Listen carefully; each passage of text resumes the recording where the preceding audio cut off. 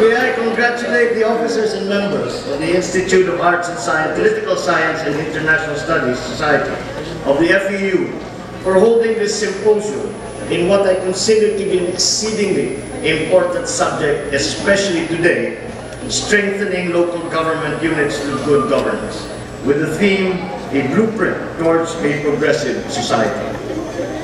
Quite auspiciously, this year is the 20th anniversary of the enactment of Republic Act 7160, otherwise known as the Local Government Code. We celebrated in October 2011.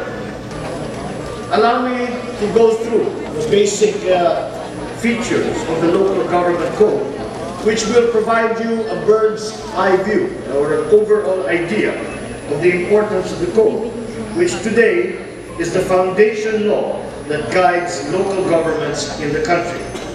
These are the following. It devolves to the LGUs delivery of basic, actual, and direct services, as well as certain regulatory powers. The Local Government Code significantly increases the financial resources available to local governments by increasing their shares in the Internal Revenue Allotment. The Internal Revenue Allotment, or the IRA, as it is commonly referred to, is the share of the local government unit in the collection of taxes, both locally and nationally. It enhances the participation of the private sector in local governance, and now LGUs are granted the authority to secure loans, credits, and other forms of indebtedness to finance their development programs. The foregoing, if properly implemented by the LGUs, will bring together the different stakeholders in the planning table and actively involve them in the different development processes, thereby accelerating progress in the community. Good governance is the key that opens the vast opportunities that are available to us for development in the countryside. There are four essential elements to good governance. The first one is transparency. Transparency means the availability of accurate information to the general public and clarity about government rules and regulations and their decisions. Copies of rules and guidelines for the conduct of business in the different LGUs for the information of different stakeholders should be readily available to all.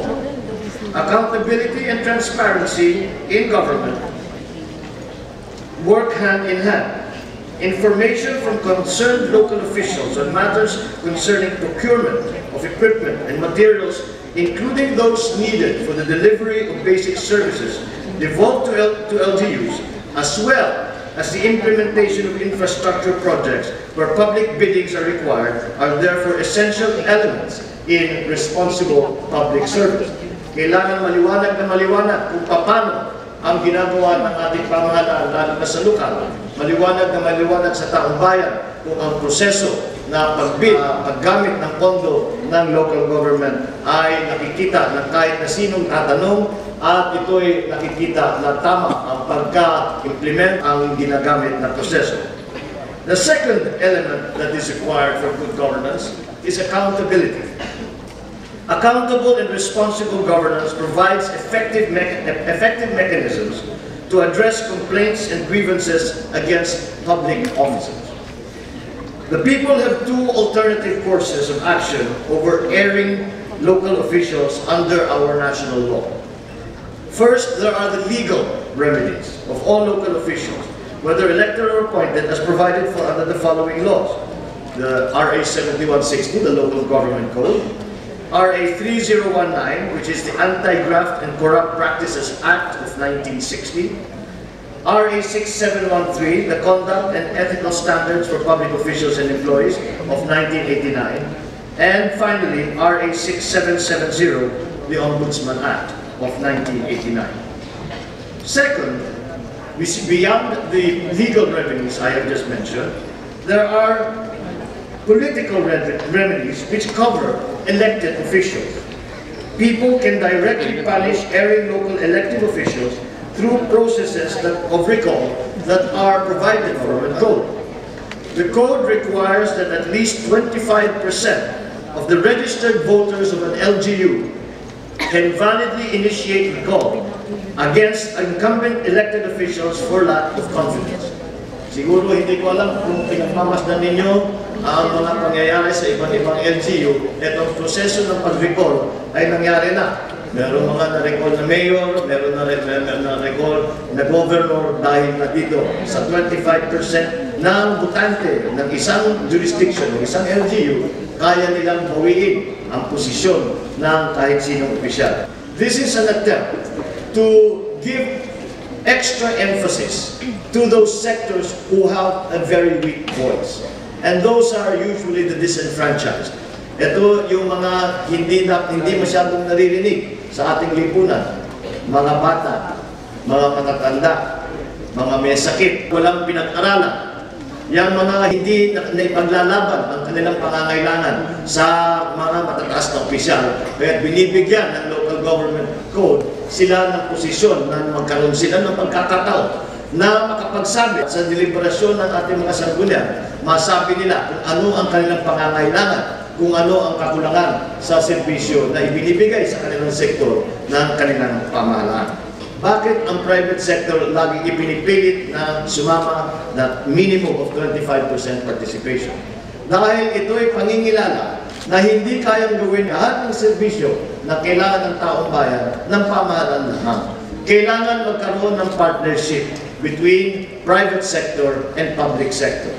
The needs are so great and our resources so limited that we must make the best of every multiplier effect that we can get.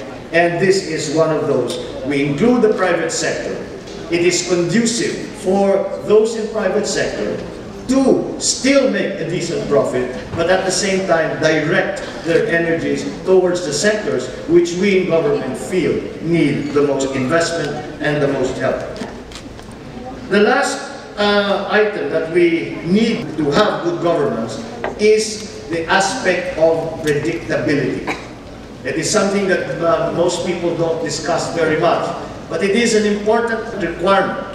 It is an important facet of governance if it is to be a responsive government, and if we are able to say that this government is in fact of the people.